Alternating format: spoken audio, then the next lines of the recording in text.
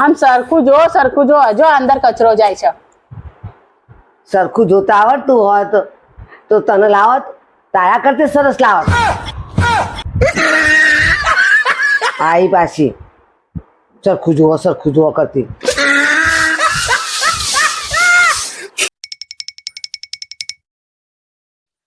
ઓય સાંભળો છો, મમ્મીનો ફોન આવ્યો તો મમ્મી કહેતી હતી કે તારે ઉનાળુ વેકેશન ચાલુ થઈ ગયું છે તો તું ક્યારે આવવાની છે અહીંયા પિયર? તો મેં કીધું જવાની છું. મેં મારા મમ્મીને પૂછ્યું કે તારે કોઈ વસ્તુ જોઈતી હોય કામની તો મને કે. તો મારી મમ્મીએ કીધું મારે કામની વસ્તુ તો કોઈ જોઈતી નહીં, પણ તારી જોડે કોઈ ફાલતુ વસ્તુ પડી હોય તો તું લેતી આવજો. હું વિચારું છું મારી જોડે ફાલતુ વસ્તુ શું પડી છે. એક કામ કરશો, તમે આવશો મારી સાથે? એમાં આટલું બધું શું વિચારો છો? તને હું ફાલતુ બેઠો લાગુ છું? આવશો મારી જોડે?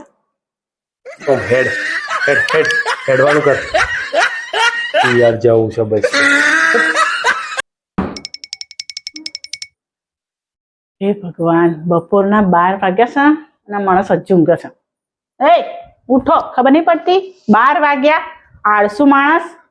જો બકા, જે લેટ ઉઠે છે ને એ આળસુ નહીં હોતા, એમના સપના મોટા હોય છે અને એ જોવામાં જ એમનો ટાઈમ જતો રહેતો હોય છે. એટલે આળસુ નહીં કહેવાનો, સપના મોટા છે.